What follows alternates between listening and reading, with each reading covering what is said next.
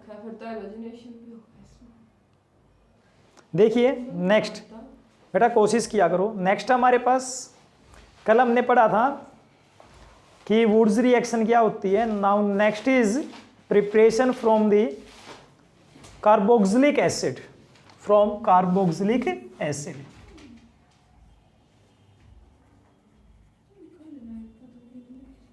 देखिए बेटा carboxylic acid का जो फार्मूला होता है वो होता है COOH, ये ग्रुप आपको मिलेगा। ठीक है, कौन सा? COOH। इसको ओइक एसिड जो अपने पास सुफिक्स जोड़ते हो वो आपका यहां से रहता है। अब ये कहता है कि इससे आपको क्या करना है, रिएक्शन शो करनी है कि कैसे होगा। तो कार्बोक्सिलिक एसिड है, रिएक्शन में हमारे पास होता है डी कार्बोक्सिलेशन। क्या होता है? D carboxylation. ध्यान रखना कभी भी ऐसी कंडीशन आ जाए तो उसका मतलब है आपको 99% ऐसा होता है कि CO2 गैस बाहर निकलती है। क्या होती है? CO2 गैस बाहर निकलती है। अब देखिए एक बार हम देख लेते हैं कैसे क्या है। सबसे पहले हमारे पास सोडियम एसीटेट है, मेन सोल्ट दे रखे हैं CH3COOH होना चाहिए, और उसकी जगह जैसे कि मान लीजिए H, तो पहले रिएक्शन करवा रखी है सोडा लाइम होता है बेटा। किसके साथ? सोडा लाइम होता है। तो सोडा लाइम में क्या होता है, सोडा का अपने पास जो होता है NaOH, और लाइम होता है CaO। अब जब दोनों को मिक्स कर देते तो आपके पास क्या बन जाता है? सोडा लाइम बन जाता है। तो इसकी जो पहली रिएक्शन है, मान लीजिए हमने दिखा दिया NaOH के साथ, तो यहाँ से H2O तो बाहर निकल जाता है क्योंकि ये CH3CO नेगेटिव H पॉजिटिव और Na पॉजिटिव H नेगेटिव में ब्रेक होता है, तो ये H2O निकल गया और ये इसके साथ कंबाइन कर गया। तो क्या बना? CH3COONA। आपकी बुक में ये लिख रखा है, और इसको कहोगे आप सोडियम इथेनोएट। सोडियम तो ये हो गया, और मिथ और इथ तो सोडियम इथेनोएट है। अब सोडियम इथेनोएट में क्या कर रखे हैं? CH3COONA, उसने रिएक्शन दिखा दी सोडा और लाइम के साथ, तो NaOH और CaO। ठीक है, क्या दिखा दिया? NaOH और CO। बेटा आपको शॉर्ट ट्रिक बता रहा हूं, डायरेक्ट आपको याद कैसे रखना है। आपको सिंपली एक काम करना है, जो ये वाला पार्ट है ना NaO, और यहां से हमारे पास जो पार्ट बच रहा है ये वाला पार्ट, कुछ बात समझ में आई? तो यहां से एक काम कीजिए, देखिए NaO निकल जाएगा तो ये हमारे पास एक कंडीशन बच जाएगी। तो ये हाइड्रोजन जो बचे, इस हाइड्रोजन को, NaH वाले हाइड्रोजन को डायरेक्ट इसके साथ जोड़ दूं तो क्या बना? CH4। बचा कौन? देखना जरा, हमारे पास एक तो बच गया Na, है ना? तो कितना Na? 2 times Na2। कार्बन हमारे पास C1 2 3 CO3। अब कहोगे सर चलो बात मान ली, बट इस लाइम का क्या काम है?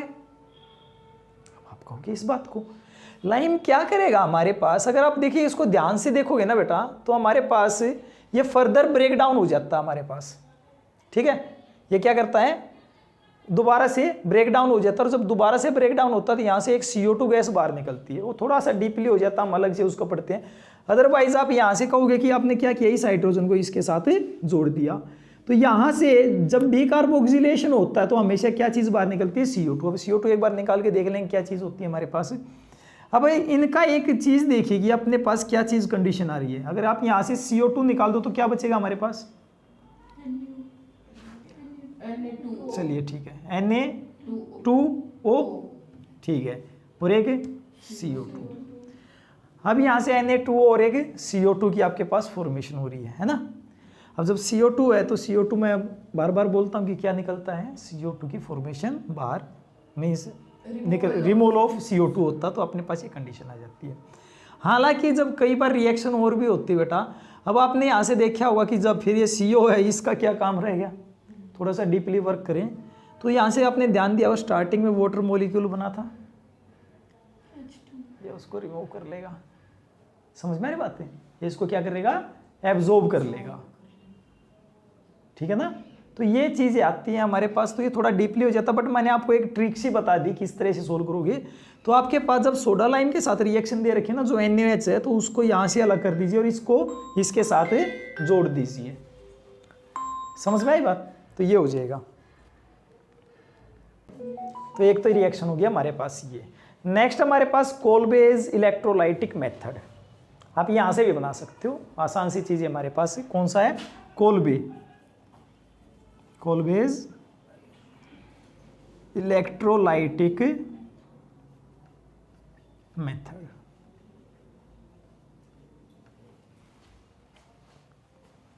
THOD। अब देखिए इलेक्ट्रोलाइटिक का मतलब क्या है? इलेक्ट्रिसिटी का कहीं ना कहीं आप यूज करोगे, ठीक है बेटा।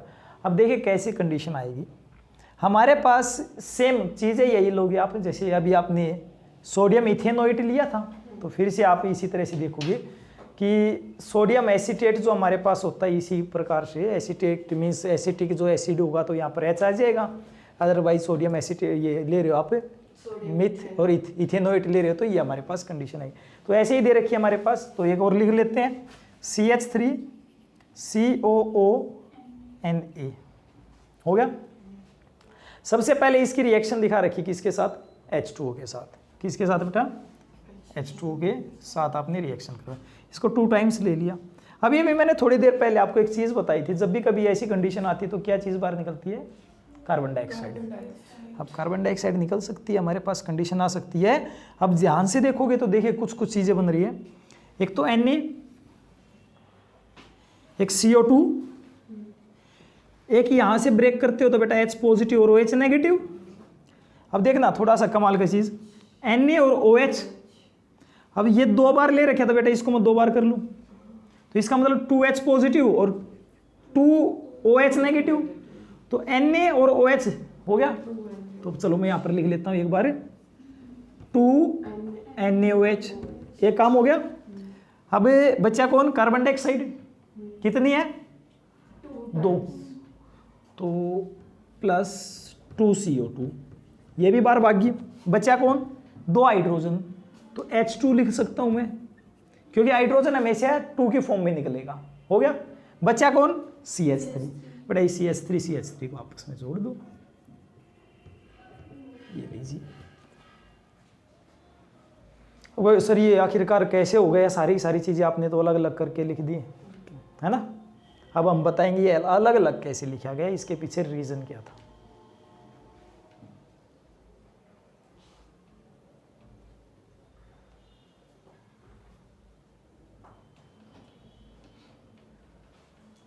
देखें एक बार। चलो सबसे पहले हुआ क्या कि जब इलेक्ट्रोलाइटिक इसका किया गया, मीन्स इसके अंदर से इलेक्ट्रिसिटी पास की गई। हम कुछ ऐसा मान के चलिए कि हमारे पास कंडीशन कुछ ऐसी है कि ये कोई कंटेनर है, एक आपने एनोड ले रखी और एक कैथोड। और जब बेटा ध्यान रखना एक ही बीकर के अंदर, दिमाग में बैठा लेना, हालांकि मैं आपको रिडॉक्स करवा चुका हूं, एक ही बीकर के अंदर अगर दोनों इलेक्ट्रोड हों तो एनोड के ऊपर पॉजिटिव चार्ज रहता है।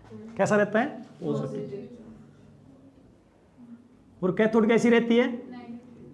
और जबकि आपके पास अलग अलग कंटेनर में होता तो कैसी कंडीशन आती थी? यहां पर नेगेटिव और दूसरे पे पॉजिटिव, ऐसी थी। हमने वहां पर भी पढ़ा था और उनकी क्राइटेरिया अलग अलग था, बट हमने वहां पर आपको समझाया था जब अलग अलग बीकर में लेते तो क्या होता है। अब हुआ क्या कि आपके पास ये कंडीशन थी। सबसे पहले जब ये कंडीशन थी तो रिएक्शन कैसी हुई? 2 टाइम्स CH3COONA दे रखा था, ठीक है। ये रिएक्शन यहाँ पर नेगेटिव और पॉजिटिव चार्ज में लिख सकता हूँ, तो हम यहाँ पर इक्विलिब्रियम दिखा लेते हैं कि इसके साथ जुड़ जाता है और कभी निकल भी जाते हैं। तो यहाँ से क्या मिला? CH3COO नेगेटिव और इसको मैंने Na पॉजिटिव को कर दिया अलग, ठीक है। तो 2 टाइम्स बेटा ये निकलेगा और 2 टाइम्स ये हमारे पास कंडीशन में आएगा। हो गया। अभी इसको थोड़ा सा ओपन करके लिखो तो आप ऐसा लिख सकते हो कि CH3 C double bond O negative. चलिए मान लीजिए नेगेटिव लिख लिया आपने, ठीक है। हो गया।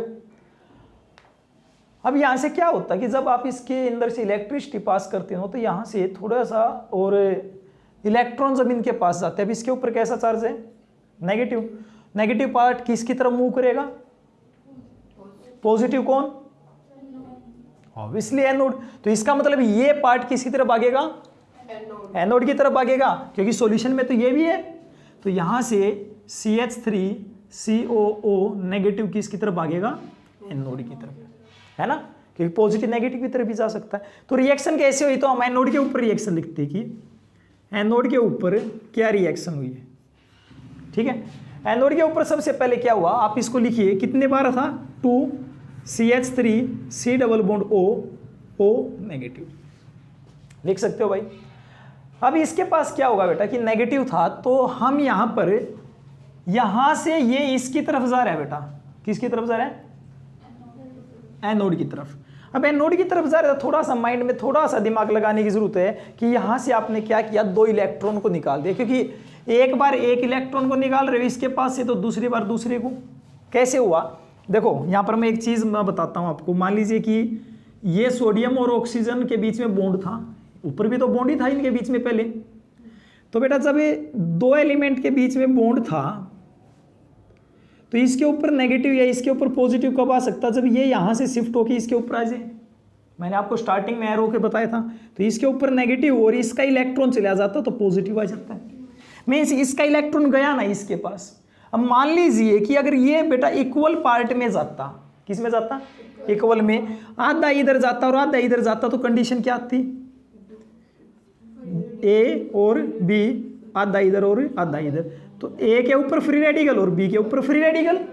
अब यहां से हुआ क्या कि दोनों के ऊपर फ्री रेडिकल आ सकता था। अब मान लीजिए कि बेटा मैं यहां से 2 इलेक्ट्रॉन को रिमूव करवा दूं, मीन्स जो इलेक्ट्रॉन इसके पास गया था, क्योंकि इसके पास से तो चला गया ना वो, इसका तो एक इलेक्ट्रॉन इसके पास गया ना, जाने की वजह से इसके ऊपर कैसा चार्ज आया, नेगेटिव। अगर मैं इसके पास से वो इलेक्ट्रॉन वापस लेके इसको दे दूं, कैसा हो जाएगा, एक इलेक्ट्रॉन बच जाएगा ना। और एक इलेक्ट्रॉन को आप कैसे दिखा सकते हो, 2CH3C double bond O free radical दिखा सकते हो। नहीं आई बात समझ में, हमने उस इलेक्ट्रॉन को ऐसे दिखा दिया। अब इसके ऊपर रह गया कैसा चार्ज, इस तरह का इलेक्ट्रॉन आप इसमें रिप्रेजेंट कर सकते हो। अब बेटा क्या होगा कि जैसे अब इसके अंदर से इलेक्ट्रिसिटी पास हो रही ना, तो ये बॉन्ड ब्रेक हो जाएगा, ये भी आधा इस तरफ है और आधा इस तरफ। और बेटा जब आधा आधा जाएगा तो इसके ऊपर क्या बचेगा, 2CH3 फ्री रेडिकल, और यहां से क्या हो गया, C डबल बॉन्ड O, एक फ्री रेडिकल और एक O फ्री रेडिकल। बट ये भी कितने थे, 2 बार ना, क्योंकि इसके सामने 2 है, तो यहां से ये और ये मिलके क्या बना लेंगे, बॉन्ड बॉन्ड बन जाएगा। तो हमने क्या कर दिया, इसका बना दिया बॉन्ड। अब बॉन्ड बन गया तो क्या बन गया, ये CO2, तो कितनी बार, 2CO2 बार बाकी। अब फ्री रेडिकल आपस में जुड़ सकते हैं, आपको ध्यान है, मैंने आपको बताया था। तो एक CH3 फ्री रेडिकल, एक CH3 फ्री रेडिकल, आपस में इनको जोड़ दीजिए, क्या बनेगा, CH3 बॉन्ड। तो देखिए कौन कौन सी कंडीशन मिल गई, कहाँ गया, एक ये मिल गया, ये रहा, एक ये मिल गया, ये रहा। क्या ये बात समझ में आई, बताओ भाई, कोई डाउट हो तो हो जाएगा। तो ये हमारे पास कंडीशन आ जाती है। अब ये सारा काम कहां पर हो गया, एनोड की तरफ जब ये जा रहा था तब हुआ। अब बच गया कौन, कैथोड, कैथोड भी तो बच गया। अब कैथोड के पास चलते हम, क्या हुआ, एट कैथोड। वो देखिए ये याद कब रहेगा बेटा, याद तब रहेगा जब आपको ना इसकी थोड़े प्रैक्टिस में लेकर आओगे, ठीक है। कैथोड के ऊपर अब यहां पर कौन कौन बचे हैं, देखिए एक तो सोडियम घूम रहा है यहां पर, जिसके ऊपर पॉजिटिव चार्ज है या नहीं है। दूसरा पानी भी है इसके अंदर, यहां पर जब इलेक्ट्रोलाइसिस करवाए तो पानी तो ऑब्वियसली डाल ही रहे होगे। तो बेटा बचा कौन, H2O, समझे नहीं समझे, कौन बच गया, H2O। और H2O जब ब्रेक होता है तो बेटा कैसे ब्रेक होता है, H positive plus OH negative में, ऐसे ही तो ब्रेक होता है। किसमें होता है, H पॉजिटिव और OH नेगेटिव में। बट अगर यहां से ये किसकी तरफ जा रहा है, H2O, कैथोड की तरफ, और कैथोड के ऊपर कैसा चार्ज है, नेगेटिव। नेगेटिव तो इसका मतलब अगर मैं इसमें एक इलेक्ट्रॉन की तरह मान लूं, अगर मैं इसमें इलेक्ट्रॉन की तरह मान लूं तो क्या होगा, इलेक्ट्रॉन आएगा ना इसके पास, कौन आएगा, इलेक्ट्रॉन आएगा। और अगर इलेक्ट्रॉन आएगा तो आप एक चीज सोच के देखिए, थोड़ा सा कंसेप्ट लगाना बेटा, अगर ये इसके पास इसको न्यूट्रल बना देगा तो एक इलेक्ट्रॉन इसका बच जाएगा, जो इसका इसके पास गया था वापस भी तो बच गया। तो आप इसको किस फॉर्म में लिख सकते हो बेटा, H फ्री रेडिकल की फॉर्म में लिख सकता हूं, और ऐसे ऐसे H फ्री रेडिकल निकलते रहेंगे बार बार बार बार। तो आपने क्या किया, एक H free radical plus H free radical क्या बना दिया, H2। तो H2 भी बार भाग गया हमारा, ये भी काम चल गया। बचा कौन, NaOH। अब देखिए Na पॉजिटिव घूम रहा था यहाँ पर ऑलरेडी, Na पॉजिटिव भी था कितने बार, 2 टाइम्स, और OH नेगेटिव भी घूम रहा है, ये मिलके क्या बना देंगे, NaOH 2 टाइम्स, बन गई, सारी रिएक्शन होगी। बताओ भाई कोई डाउट हो तो, ठीक है, हो जाएगा नहीं। तो ये थी हमारे पास कोल्बे इलेक्ट्रोलाइसिस। आया कुछ समझ में या नहीं घुसा, किसको समझ में नहीं आया। देखो बेटा, रिएक्शन में मैंने क्या कहा कि सारी चीजें बीकर के अंदर थी, और जब इसके अंदर थी तो CH3CO नेगेटिव Na था, तो Na पॉजिटिव अलग हो गया, CH3CO नेगेटिव अलग हो गया। फिर हमारे पास कंडीशन क्या आई कि यहां से ये जो नेगेटिव पार्ट बचा ये इसकी तरफ भाग गया, इसकी तरफ भाग गया, तो इसको न्यूट्रल बनाए तो इसके ऊपर फ्री रेडिकल जनरेट हुआ। फिर फ्री रेडिकल हुआ तो यहां से हमने एक देखा कि यहां से ये ब्रेक हो सकता है, तो यहां से हमने ब्रेक करवा दिया, ब्रेक करवाने के बाद इसके ऊपर फ्री रेडिकल आ गया, तो यहां से इसके फ्री रेडिकल के साथ बन के तो इसने CO2 बना लिया। तो कितनी बार, 2 बार। तो CH3 के ऊपर फ्री रेडिकल रह गया, और दूसरा CH3 बचा उसके ऊपर भी, क्योंकि 2 बार ले रखे हैं, तो आपस में जुड़ के CH3 बना गए। फिर बचा कौन, H2O जो यहाँ पर घूम रहा था, और Na। H2O ने क्या किया कि इसके इलेक्ट्रॉन को ले लिया। इलेक्ट्रॉन को कैसे लिया होगा, मैंने इसको फर्दर पहले तोड़ के देख लिया कि H पॉजिटिव और H नेगेटिव में टूटेगा। तो इसका इलेक्ट्रॉन अगर इसके पास जाएगा तो इसको क्या कर देगा, वो एक इलेक्ट्रॉन दे दिया जो इसका कम हुआ था, और कम वाले को आप फ्री रेडिकल की फॉर्म में दिखा सकते हो ना, क्योंकि हाइड्रोजन के पास एक इलेक्ट्रॉन होता है, उसको दिखा सकते हो इस फॉर्म में, तो आपने उसको इस फॉर्म में दिखा दिया। अब ऐसे ऐसे बहुत सारे निकलते रहेंगे, और कमाल की बात ये होती है जो फ्री रेडिकल से मिलता तभी क्या बनता है, बॉन्ड बनता है। नहीं आई बात समझ में, तो आपस में हमने बॉन्ड बने, H2 निकाल दिया। अब एक मात्र कौन कौन रह गया अब इसमें सॉल्यूशन में, एक तो है OH नेगेटिव, और दूसरे कौन, Na पॉजिटिव और OH नेगेटिव आपस में जुड़ के क्या बना लिया, NaOH। नहीं समझे, हो जाएगा, बताओ भाई। अरे समझ में आया नहीं आया, या मैं वैसे ही जोर लगा रहा हूं, इतनी देर हो गई हमारे को कोल्बे को पढ़ते हुए, एक एक चीज बता दी अंदर से कि कैसे ब्रेक हुआ होगा, कैसे यहां से आया होगा, किस तरह से बना होगा, है ना। स्कूल में भी हुआ होगा, ऐसा ही हुआ था, है ना, ऐसे ही बनाया होगा ना, तो रिवीजन हो गया आपका।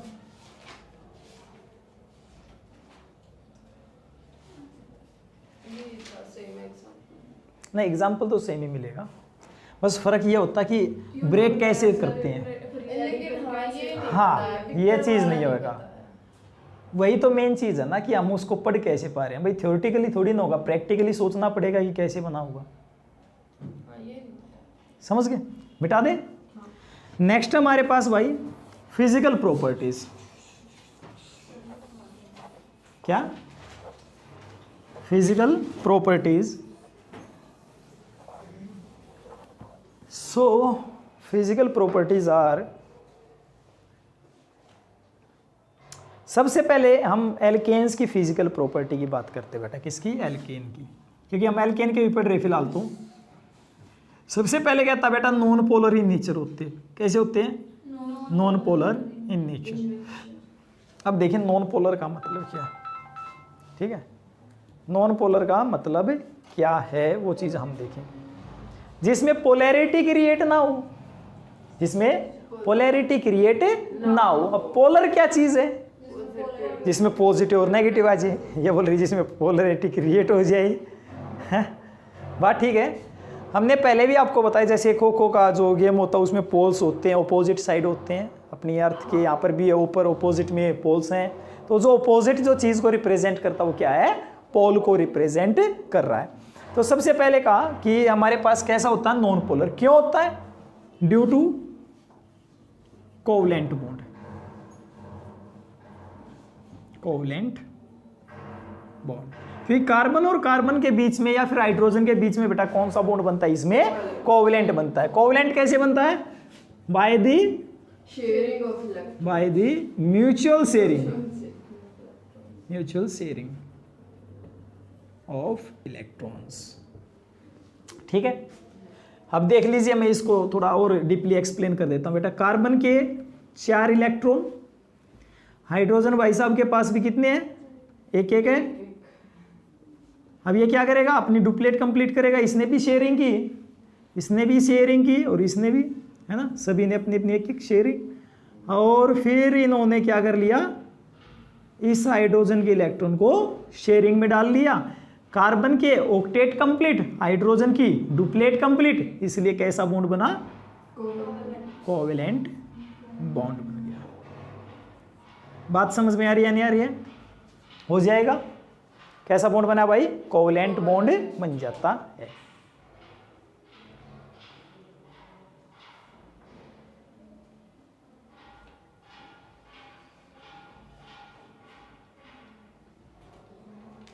ठीक है, इसके अलावा इनके बीच में बेटा week van der Waals force of attraction होता है। कैसा होता है? Weak, they possess weak van der Waals force of attraction.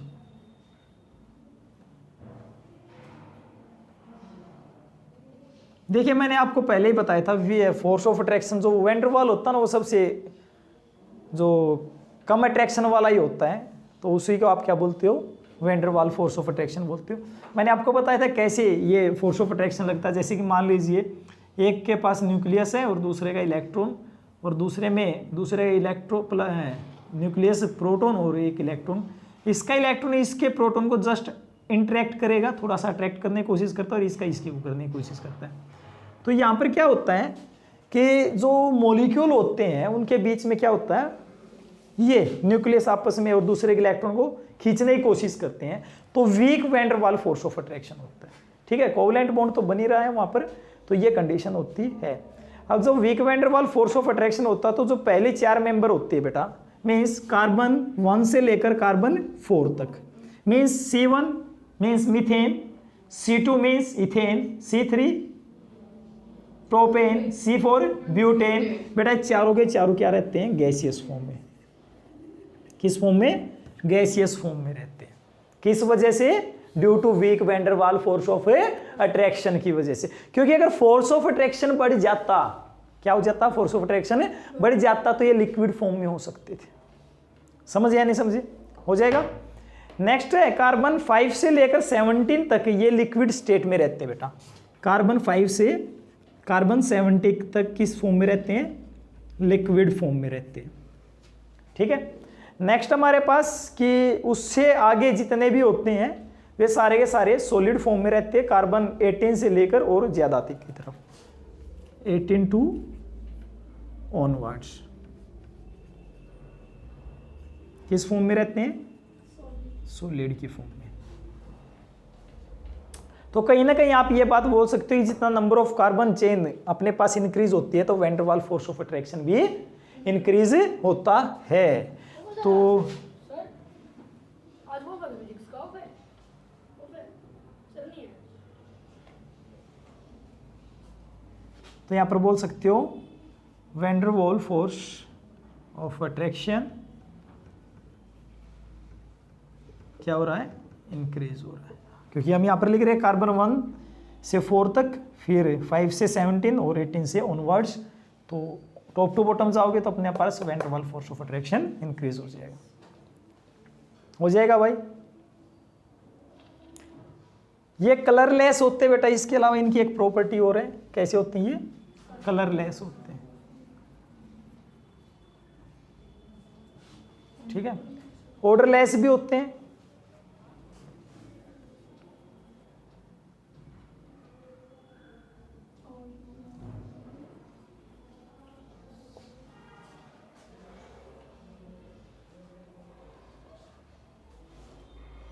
हो जाएगा। अब आप ये बात बोल सकते हो कि नॉन पोलर होते तो बेटा इनके जो होता ना ये हाइड्रोकार्बन जो होते हैं, आप इनका जो यूज करते हो एज ए फ्यूल, इनका यूज करते हो किसकी तरह? As a fuel. जैसे पेट्रोल हो गया, किसकी तरह? पेट्रोल की तरह आप इनका यूज करते हो। पेट्रोल हो गया हमारे पास, जो डीजल वगैरह ये सारी कंडीशन आती है। इसके अलावा जैसे पेट्रोल जो मिक्सचर होता है वो किसका होता है? हाइड्रोकार्बन का, और उसमें अंदर हमारे जो ऑटोमोबाइल्स वगैरह हैं, जो भी गाड़ी वगैरह है, इनके अंदर यूज़ किया जाता है इनको। और तो इसके अलावा तो क्या होता है, हाँ, आप ड्राई क्लीनिंग वगैरह करवानी हो कपड़ों की तो वहाँ पर भी इनका यूज़ किया जाता है। होता है ना, ड्राई क्लीन करते हैं कपड़े, तो वहाँ पर इनका आप यूज़ कर सकते हो।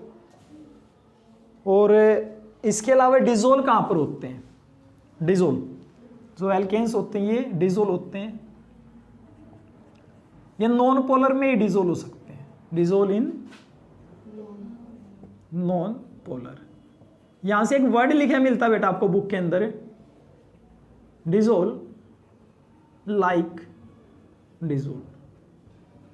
इसका मतलब है जो जैसा होता है वो वैसे ही में ही डिजोल होता है। जैसे कि आपने कभी कभार देखा जो ग्रीस होता है ना, जब कोई कभी किया हो आपने ऐसा ऐसा काम, कभी पंखा उतार लिया हो उसके ऊपर ऐसे है ना, नहीं किया है ना, फिर जब उसको ना आप वॉश करते हो तो लगा रह जाता हाथों में, बट जब उसमें थोड़ा सा पेट्रोल से वॉश करते हो तो अच्छे से साफ हो जाता है। उसका रीज़न क्या है? कई बार पहले तो मिट्टी के तेल का यूज़ कर लेते थे, है ना, आजकल तो वो केरोसिन ऑयल वगैरह ये सारी चीज़ें नहीं है, बहुत कम यूज़ में आपको मिलेगा, बट पहले यूज़ हो जाता था। अब उसका जब यूज़ करते थे तो आपने देखा होगा कि वो ना आसानी से वॉश हो जाते थे। इसका मतलब क्या है, उनकी प्रॉपर्टी सेम थी, इसलिए वो क्या हो जा रहा था, उसके साथ मिक्स हो जा रहे थे। समझ गए? हो जाएगा भाई। अब एल्केन के अलग अलग बॉइलिंग पॉइंट है बेटा कि कितने पर वो कितना बॉयल करता है, तो वो आप बुक के अंदर दे रखे हैं, इंक्रीज होता रहता है। जैसे मीथेन का मोलिकुलर मास 16 है, बॉइलिंग पॉइंट 111 केल्विन दिखा रखे हैं। फिर आप इथेन में इंक्रीज हो जाता था 184.4, तो ऐसे ऐसे ही इनका इंक्रीज होता चला जाता है बेटा। सेम एज इट इज़ आपके पास मेल्टिंग पॉइंट भी, जैसे मीथेन हमारे पास उसका 90.5 पर केल्विन है और इथेन का दे रखा है 101। समझ गए? तो ये कंडीशन हमारे पास आ जाती है। और तो फिजिकल प्रॉपर्टी में ज़्यादातर तो यही चीज़ें रहेंगी। हाँ, और चीज़ बोल सकते हो कि पानी में डिजोल्व नहीं होते। क्यों नहीं होते? पानी कैसा है?